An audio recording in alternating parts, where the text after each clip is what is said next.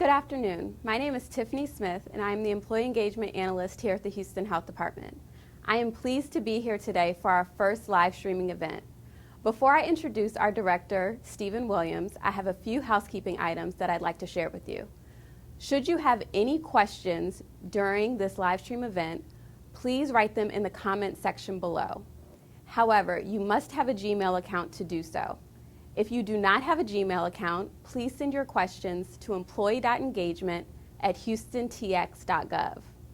Stephen will be answering questions at the end of his presentation, and any questions he does not get to, we will be sending via email next week. As we look to the future, I am proud to introduce our director, Stephen L. Williams, who will speak to us about the current reorganization. Thank you.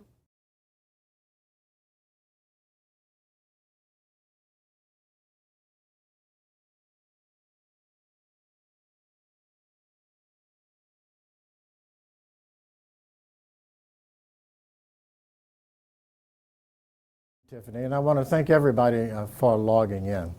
You know, this is a new technology that we are trying here in the department, and you know, I have to admit, it's something that I'm getting used to because I'm used to talking to you. But as Maria explained to me, this is really a repeat or a different way of interacting with you versus coming out to your sites. Because we're doing it this way does not mean that I am not going to be visiting the various sites as I've done in the last couple of months. I will continue that, but this is a way to reach a wider audience, and we want to develop the technology and the technique for doing that. So I'm really grateful for your really participating in this, and hopefully I'll be able to establish some content for some of the things that have been going on in the department, but also answer any questions that you might have. First, I want to kind of talk about our goals and our strategies within the department. You know, as a department, our health department, we will continue to do those traditional things.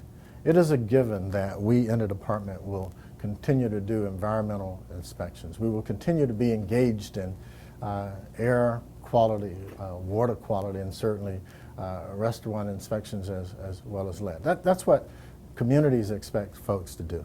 We'll also continue to be involved in disease prevention and control. That is the bread and butter, like environmental health, of health departments. We'll continue to be engaged in population-based approaches and things like TB, STD, and also continue to have a presence, clinical presence for those population-based programs. Of course, Epi Lab will always be here with us because they're cornerstones of public health. One of the things that I am interested in, though, is to really looking at an enhancement of services for our women and children. And I'll give you some demographics to explain why that is important. But we also have to, I think, because there is a tidal wave of seniors like myself that are coming through the pipeline, we also have to work with our community to improve access to services for our seniors. One thing that's been happening in public health over the last couple of few years, I would say, is the recognition that even though we will continue what I would call our basic traditional public health issues, that there is an element, social determinants of health, that really affects how effective we are in our basic public health services. For example, I know our folks in our TB program talk about having to meet basic needs of clients before given DOT. I just visited our reentry program today, and folks are talking about the need for our participants to have access to housing, basic needs, certainly behavioral health services and substance abuse services. And so I think that if we're going to be effective as a department, that we have to figure out how to connect people with those services that influence the level of effectiveness of our basic public health services. And so I see an increased need on social determinants of health as well as behavioral health and substance abuse treatment. I mean, I didn't want to just repeat our goals and our mission statement to you. I just wanted to just give it to you in my words so you have an understanding of how I see things. But there are a couple of things that I think that we need to emphasize. Over the last few years, we've recognized that there is a need to link people to services. We created our service linkage group, and I'm really proud of the work that they've done. We've been able to have direct access into the Medicaid, Medicare services with workers being present in our department, and I like that. As a health department, one of our strategic roles is to really link people to services, aside from the fact that it is one of the things that we have to speak to in our accreditation process. And so that's something that I want to increase emphasis on, because as a health department, we're here to ensure access to services, not necessarily provide them ourselves. And so I really want to see that presence of that service linkage in all of aspects of our programs. You know, a long time ago, we made the decision to divest in some services that were clinical in nature that were seen as primary care services, like maternity services. But I still believe, and as long as I'm here, I'm committed to making sure that we have a clinical presence in those service areas where we have population-based strategies like TB, STD, HIV, immunization, and family planning. And there's, you know, some people really believe family planning belongs, and dental services, by the way, belong in a primary care setting, and they do, but because of some of the unique challenges we have here in Houston and in Texas particularly, I think that as a health department we have to play a safety net role in the provision of those services. One important thing that we need to do as it relates to primary care services, and I think the folks in immunization really got this right, and that is to make sure that folks have a primary care home. We need to link folks to services and ensure that they have a primary care home. Because in that primary care home, hopefully with that primary care provider, they will be responsible for really ensuring that they have appropriate immunizations and they're doing their annual checkups. And all of us who are City of Houston employees should become familiar with that now, given what our requirements are as it relates to our insurance. And that was a really good move on the city's part from my perspective. You know, we will never have all the resources that we want. I don't have access to a money tree. I don't have an endless checking account, and I don't think anyone downtown is going to be 100% responsive to everything that we need. We all know the fiscal environment that we're living in. And so one of our strategies has to be to make better use and maximize the resources that we have. I'm not one for complaining about what we don't have. I think that, you know, pretty much you play with the cards that you're dealt and you do the best that you can with what we have. And so I think that as we move forward, we all need to keep that in mind. I also want to really be flexible with the use of our funds. One of the things that we were able to do at the state level with some of our grant funds was with some limitations, we were able to get a policy change at the state level that provided for the utilization of the moving of certain grant funds. I think the first cap was around 10%. Now I think that it's at about 20, I think it's 20% now. Another important strategy that there are a number of strategies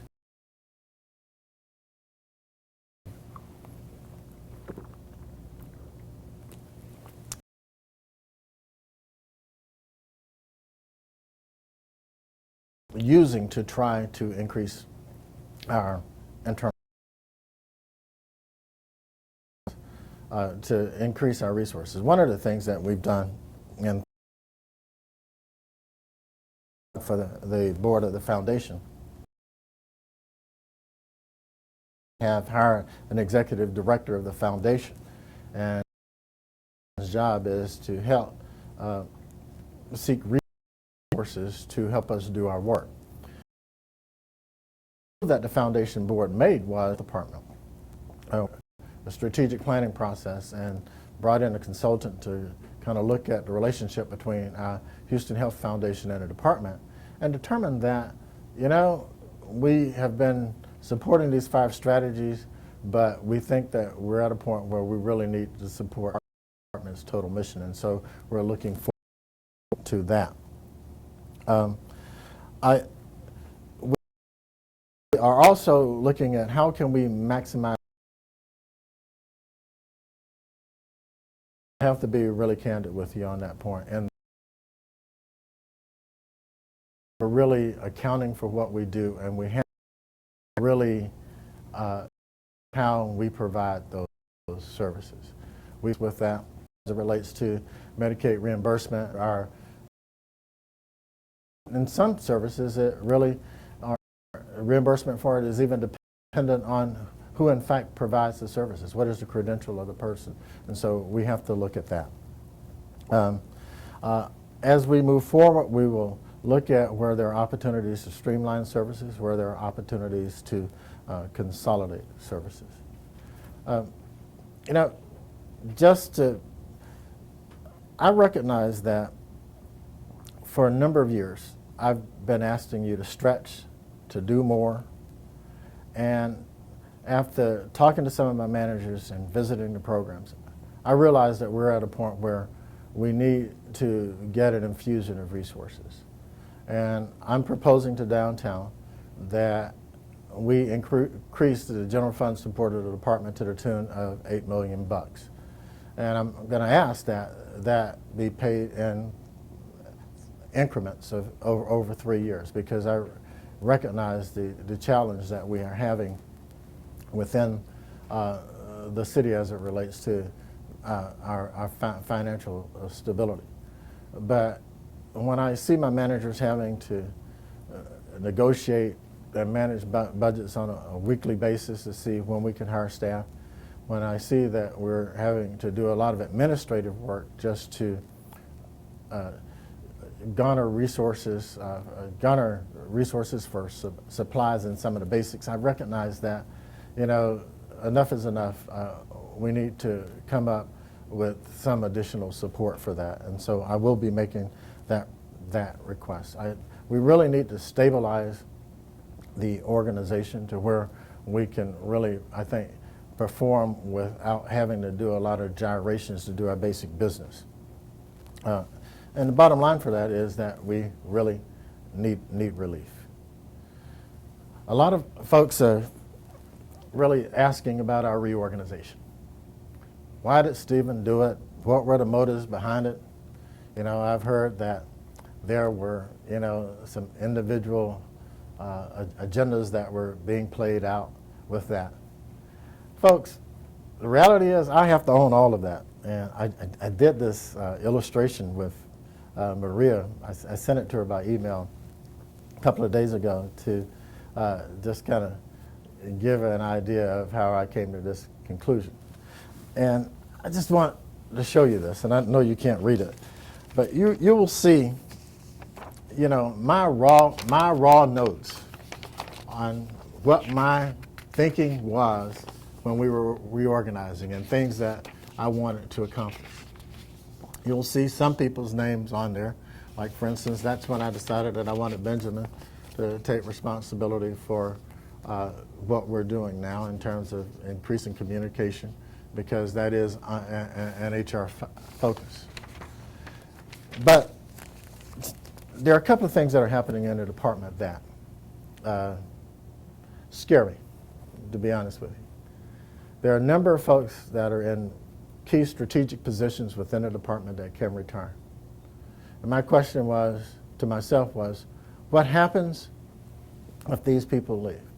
I have an over dependency of folks running a majority part of the organization.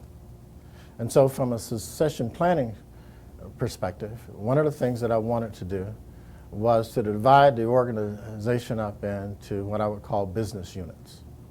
And as a result of that, I decided that I want to have assistant directors over those business units. Another thing that I wanted to do was to make sure that there was an increase in coordination between those various business units. And so therefore, I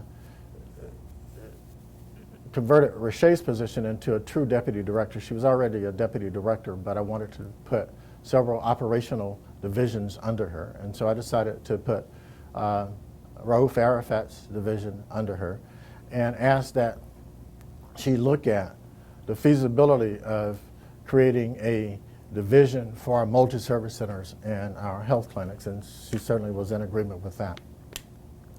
I also realized that there was a need to look at how we approach human services.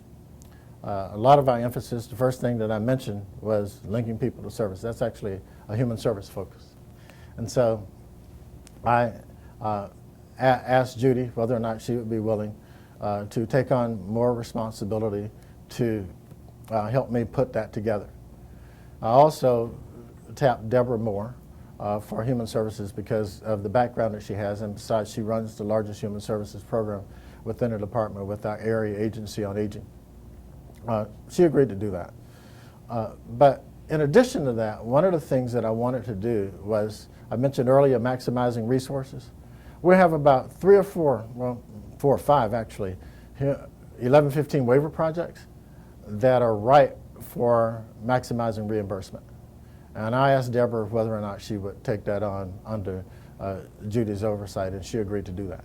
And one of the reasons I did it is because we had a contract with CMS for care transitions, and we were very successful in that. As a matter of fact, we were able to reduce rehospitalizations from 20% down to 10%. And if we were able to apply that to those other 1115 waiver programs that are similar, then that would be a huge success for us. I also recognize that there is a need for our really bringing more structure to our planning and our policy development. You know, the reality is that really a community assessment should occur, and all of this is in line with accreditation. And then as a result of our community assessment, we should have a community plan, and from that should be a strategic plan. And I've asked Judy to work with those entities under that umbrella to make sure that is more seamless than it is today. I'm not doing this because I think people are, doing a bad job. I'm doing it because I think people can do a better job. I think we can do a better job of coordinating. I also think that we have to acknowledge the environment that we're working in now. We can no longer stay on the same track and do the same old thing and expect that the same old thing is going to be sufficient in this current climate. That's not going to work. Folks, when we have had challenges within this department, we have been able to meet them. We usually, our light shines really bright when we're at times of emergencies or when we're in crisis. I want to take that same kind of spirit and transition that to how we operate on a daily basis. It is within us. As I said earlier, I was meeting with the reentry staff, and we have some challenges there. But as I talked to the folks, what I saw was a passionate group of people. I saw people that cared about folks and that were willing to serve. And it's our responsibility to support that and to bring some structure to that. A few weeks ago, I visited with a couple of hundred people that are in our WIC program. I was so proud of them. because in my dialogue with them, whereas before I would hear a whole lot of complaints and stuff, and you know what I heard was, Stephen, how are we going to do a better job of marketing ourselves? Stephen, there are services that we have within this program that folks don't know about, and how are you going to help us do that? And you know, I commended them for that, because to me, their focus and emphasis was on serving the people. And over the last couple of weeks, I had an opportunity to visit out in Sunnyside with our Nurse Family Partnership Program one Saturday when they were doing a holiday celebration. The thing that I picked up in that visit was the relationship between our clients and the staff.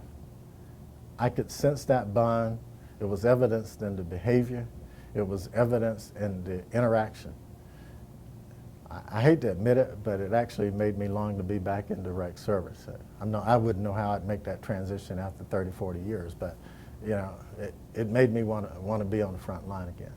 You know, I'm really proud of the work that we do within this organization, but I'm not totally satisfied, because I think that we could do better. Folks, you know, there are initiatives that we have going that are really geared to meet challenges, and I'm just going to spout off a couple of statistics for you while we're doing this work. 80% of Houston's law enforcement contact for violent crimes with male aged 10 to 24 were Black or Hispanic. Folks, that's why we're in My Brother's Keeper. We are an important force in trying to work with that. 22.9% of Houstonians on an average live below 100% of federal poverty level, with some neighborhoods rates as high as 56%. We know that poverty influences quality of life. 11% is the average rate of diabetes in Houston, with some areas as high as 20%. That is why we need to really focus on chronic disease, and we need to see how we can expand our efforts and Don. 25.6% Houstonians are uninsured compared to 11.7% nationally. That means that we're going to have to play that role as a safety net provider. 21.8% of Houston adults do not have a high school diploma. The world is changing. We're going to have to change. We're going to have to adjust. I think we're up to the task. It's not going to be easy. I don't think that we're going to please everyone. That's not our goal. We need to focus on the work itself. And I think by focusing on the work itself, that people will get an intrinsic reward there. They will feel good about it, because that happens whenever we meet challenges, whether we're talking floods, we're talking hurricanes, or we're talking fires, or whatever crisis of the month or the week that we have to face. I look forward to your questions, and I'm grateful that a number of you have actually signed in.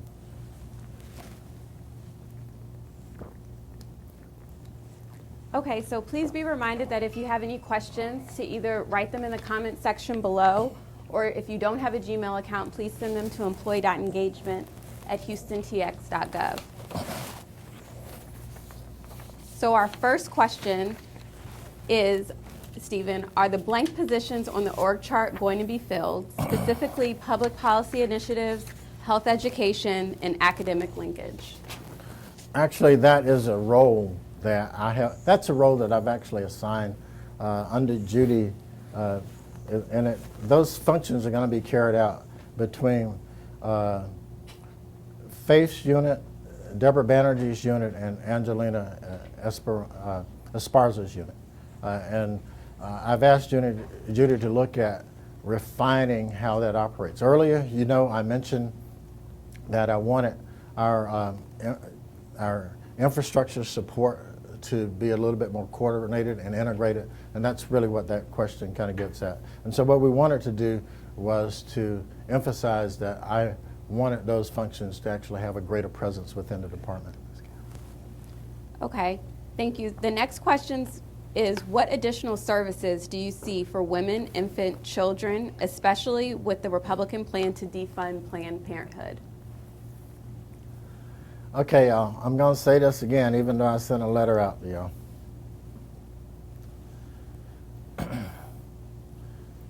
Certainly, there's a new administration in Washington, or there will be a new administration in Washington.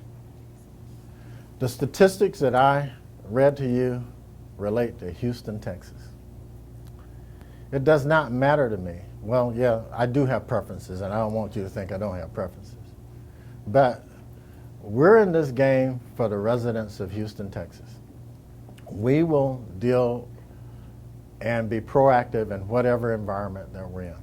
That's why I'm wanting to look at how we can maximize resources. That's why I am looking at how we can link people to services in a more concrete manner. I think that in the letter I said, when it rains, you need to put on your galoshes, get a raincoat and your umbrella and walk outside in the rain. And that's what I think all of us need to be prepared to do.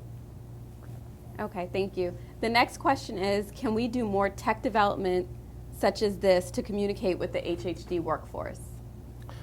Folks, as a 60-year-old department director working in the city of Houston, having folks like Tiffany, Benjamin, and Maria, I have to. The answer is yes, we can do this. But, I'm not one that thinks that I know everything. I can't tell you that I'm totally comfortable with in a room with a bunch of lights and people with cameras pointed at me. But what Maria told me today when she asked me why wasn't I excited about doing this was that this is an opportunity for me to reach more of y'all at the same time, and I'm willing to change. If I'm asking you to change, I think I should be willing to change too. Okay, thank you. The next question is, when will the assistant director positions be open? I don't really have the specific timelines on that. I have the deputy directors looking at that, and I'll be really candid with you. I'm seriously thinking about appointing, because some of the feedback that I've gotten in the department over the years is that there's no opportunity for growth. And so I've asked folks to look really hard and convince me that we have to go outside, versus internal. That's not going to be true for every position, particularly the positions that are under that, but I'm not certain of that yet. Okay. The next question is, employee morale has been a topic of discussion for the last year. What changes do you foresee in the future?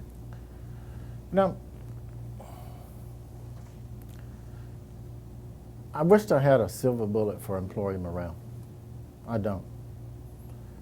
One of the things that I think can be effective is starting to deal with this on a more localized perspective. Because I can go into, say, I mentioned that I visited WIC, who had 200 people in there. And I'm not saying everybody's happy in there, because I know they're overworked. They have issues related to facilities, technologies, and everything else. But when I saw the camaraderie in there, I was really proud of that. And I mentioned Nurse Family Partnership in Sunnyside, which was a little bit smaller. But I don't know that there's a one-size-fits-all strategy for employee morale. A lot of it is dependent on the individual supervisors, and I think that we need to look at having folks access more training on how to supervise folks. And so I would really like to look at how we as an organization can kind of tailor that to the specific programs to really make sure that it's meaningful. What's good for an administrative unit might not be good for a programmatic unit. And the reality is that there are some really real challenges in certain operational units when it comes to accessing certain things. Like one of the questions that came up in WIC was, how can we access more training, and how can we participate in more department-wide events? Well, the reality is that if they don't see people, they don't draw down the money. And so I've asked our folks to really look at how we can strike a balance to that. And so I think that a more tailored and focused approach on morale per unit would be a more reasonable approach to that. Now, that doesn't mean that we shouldn't do more things like this in terms of broad level communication. I actually love interacting with staff. I learn, and I'm able to get a better feel for what's going on. And so there are some things that should be department-wide, but there are some strategies that I think should be a little bit more focused. Thank you. The next question is, this is like the State of the Union. Can we do this monthly? Maria says no. Quarterly, we will do that. But you know, y'all, every one of y'all have my email address. You could just email me if you have a specific question and ask me, Stephen, what do you think about this? But also, I'd like to know your opinions. Now, because I get your opinion, don't mean that I'm going to agree with you, and doesn't mean that I'm going to do everything that you suggested we do. Now, that's just the reality of it. But I do like hearing from you because it gives me a different perspective. Should we do this more often? Yes, we can. I'm willing to do that. I'll coordinate that with staff. You know, I canceled this thing 3 times, and there was a legitimate reason every time. The last time being this week. I had to go through a little procedure this week, and I put it off for 6 months, so I had to do that. But, you know, but yes, I'm willing to do this. Okay. The next question is Sunnyside MSD or Hiram Clark closing? No. Why would you ask that? That was. No, absolutely not. Number one, I want to build a new facility for Sunnyside.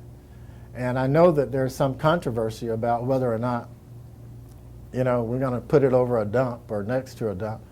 But I think those of you who've known me for a while know that there is no way that I would support relocating a facility in an area that is hazardous.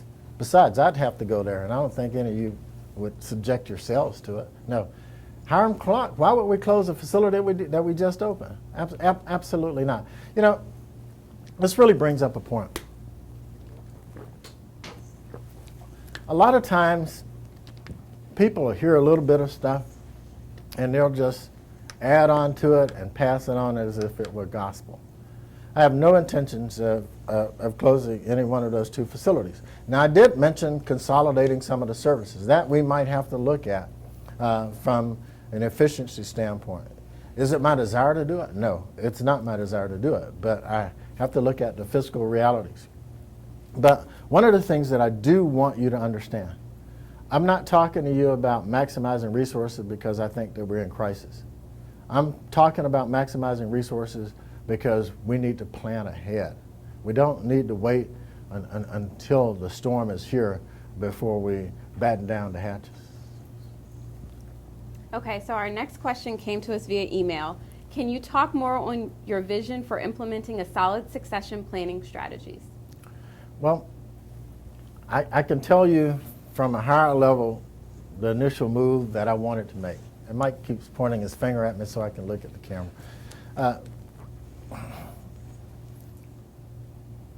I want to make sure that the individual divisions or programs can operate independently. Because, you know, the work really happens within the bureaus and within the programs. And so I wanted to make sure that there was solid leadership over that. And I'll be really candid with you. The way I think I was talking to Benjamin and Will, I said, so I've been here 12 and a half years. Rashay can retire in this month. Judy's already retired. I said, I want to build an organization that can survive a turnover like that. I'm not saying I'm leaving today or tomorrow, so don't go and tell people that I said I'm leaving today or tomorrow. I didn't say that. But, you know, I want to see organizations survive us. We've done a lot of good work here, and I want to see some of that stuff continue. And you'll see that happens. Like, for instance, we hired Patricia Bledsoe, and she changed her name. I forgot her last name now. But anyhow, sorry, Patricia. But in the last couple of See to Succeed missions, they, you know, saw 300 and something folks, 400 people, and I smiled. And everybody said, well, they've been doing that. I say, yeah, but Judy was in our office most of the time. That meant Patricia, Pat Segoo, and all of those folks run that. That's the kind of thing that I want to see. You know, when I left the organization in Travis County, the organization continued. I didn't say it didn't struggle a little bit because it went through a change, but it still continued, and they're still doing good work. I would want to see that happen here. And I also want, you know, my boss to have choices if I left. I mean, that's the bottom line. That's what I would call, and to be honest with you, that's as far as I really thought about it, and that's those key positions. Okay. Is there a plan or strategy for marketing department programs and services via social media? Yes, you know, I got that question from Wick, and I really appreciate it because what it does is illustrate higher level thinking, and you know, and a focus for where we really need to be. We advertised a marketing position and interviewed a couple of folks and decided that we probably needed to go back out. Actually, we're going to work with a couple of marketing folks to help us figure out exactly what we need. And, you know, quite frankly, you don't see the people that are on the computers and behind the cameras, but we need more folks that have that mindset to help us to do that kind of thing.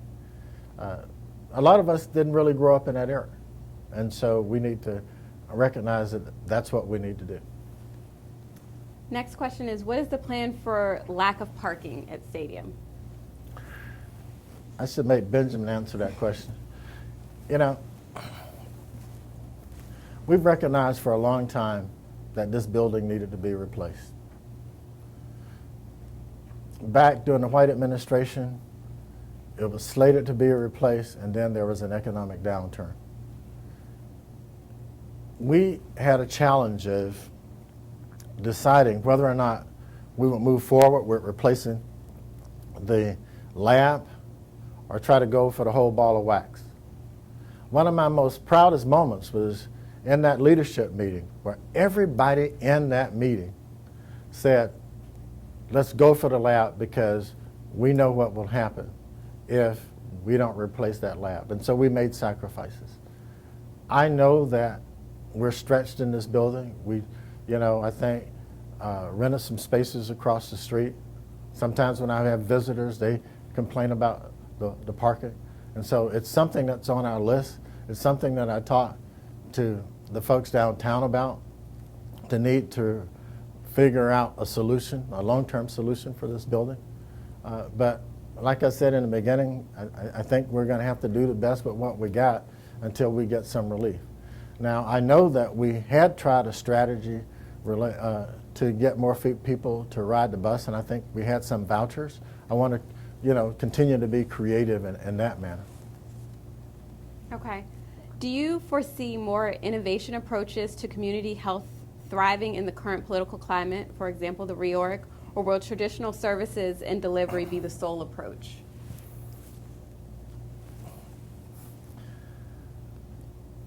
Now, this is a personal response to this, not necessarily an organizational response.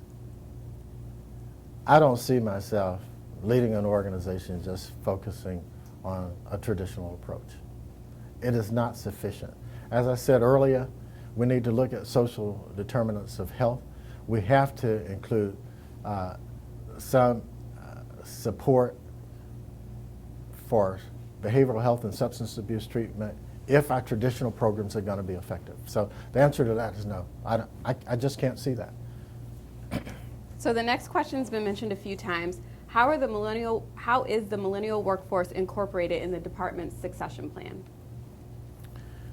Well, I think if you look around, you'll see that we've hired a lot of millennials. The plan is to continue to do that. Now, folks, I'm not going to say every new hire we have is going to be a millennial. Besides, y'all do take some getting used to. But we have to, you know, be open to that. And quite frankly, you know, there's a transition that and cultural change that we're going to have to make in order to incorporate millennials into our workforce. They're not going to be the total workforce. You know, let's just talk real here. I can remember, and I know that this still probably happens to some extent now, when I have new folks come into the organization and some of the people that have been here a long time actually, put energy in trying to discourage them. I don't really appreciate that. I don't like that, but I'm real enough to know that sometimes that happens. I think we need to figure out how to deal with that. And that's one of the reasons I said I think as it relates to morale that we need to start focusing on the specific work groups themselves. I don't know that there's a broader cookie cutter approach that we could have. I mean, I could throw a bunch of parties, give you presents, increase general communication, but really the work happens within the programs themselves. And so that's really where I think we need to focus. So you just made mention to the building in the previous question. What is the plan to create more office space with the increasing workforce? I think that we have to look at long-term solutions for that. I don't really have a specific answer to that. I know that in the future, environmental health is supposed to move down the streets. I don't really like that move, and I've told Patrick a half dozen times since I actually asked him to move that I really didn't like it, but that's one of the things that we're doing to try to increase space within the stadium itself. I like to be able to walk down to the second floor to talk about environmental issues to Patrick or to Naomi or whoever's around, but that's one of those sacrifices that I think that we're going to have to make in order to accommodate the workforce. Will there be any new positions becoming available under the new restructuring besides the director's positions? Well, we have a number of people that are retiring at that next level. I think that we're going to have to advertise those positions and figure out for them. From where I see a general operating strategy and a vision, and I really expect in this case, I don't believe doing that. Understood. Is there any plan projection in building new MSCs in areas of Houston outside of Beltway? How many, and what is the estimate time to get these up? I really appreciate that question because it's insight into where for the last couple of days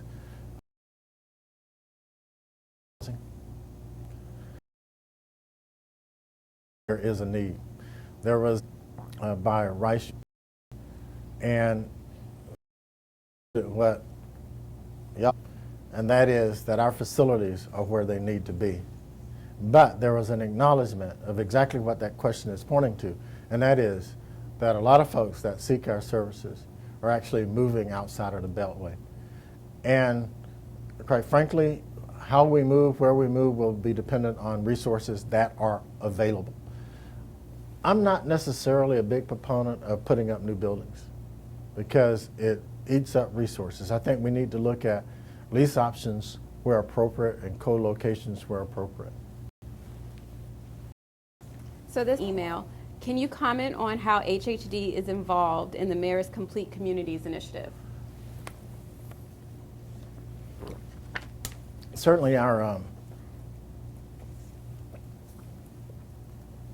chronic disease folks, Karen, Faith, and those folks have been involved with planning and development of complete streets, which is one element of complete communities. When you look at complete communities, you have to realize that public health itself is one sector in complete communities. And so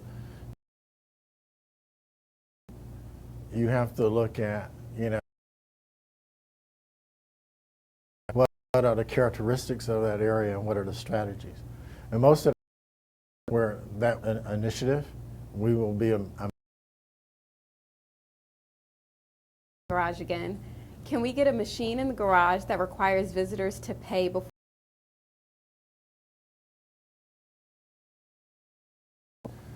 We've only come up with one hit, and I think that was in Sunnyside with the drinking fountain.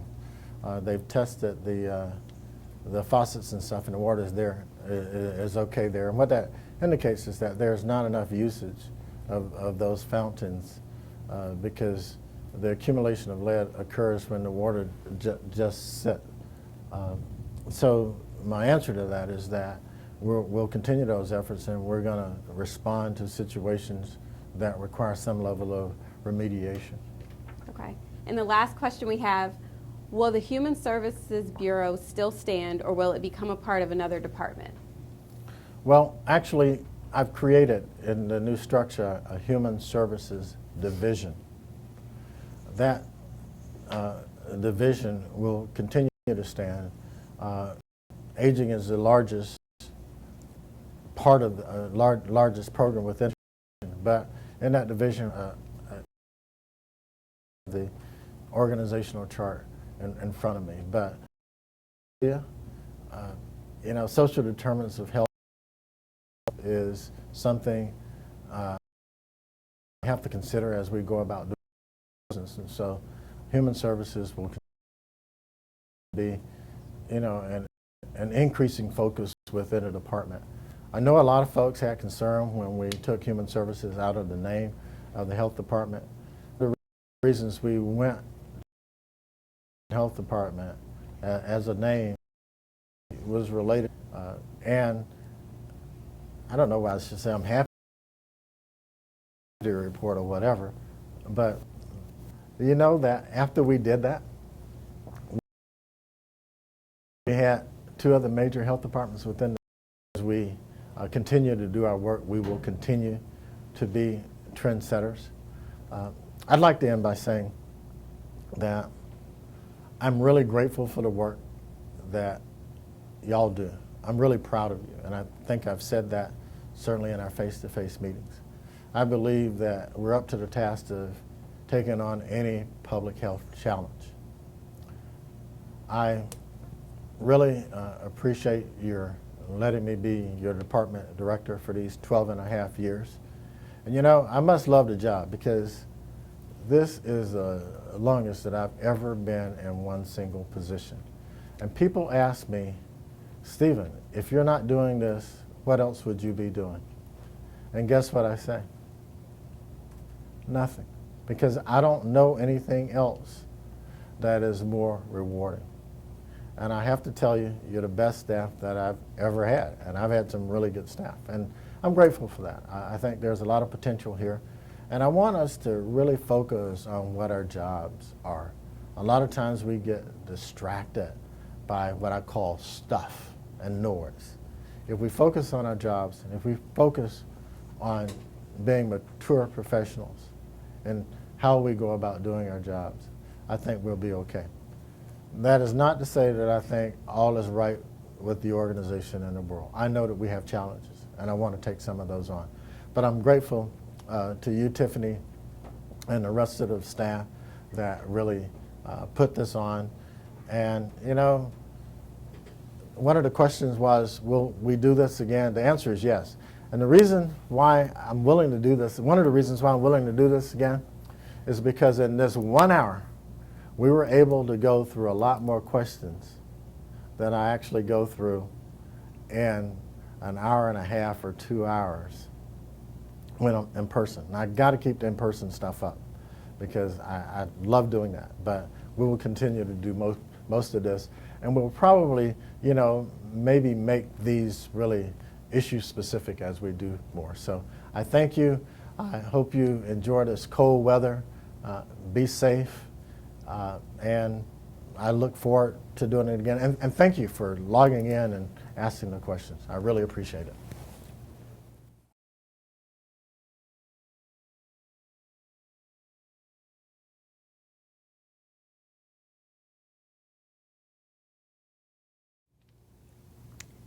So thank you for tuning in today for our first live streaming event. I hope you found the information both useful and informative. As Stephen mentioned earlier, our goal is to continue this method of communication on a quarterly basis. Please be reminded that if you sent in a question and it was not answered today, all responses will be sent via email next week. Thank you again for tuning in, and I hope you all have a wonderful weekend.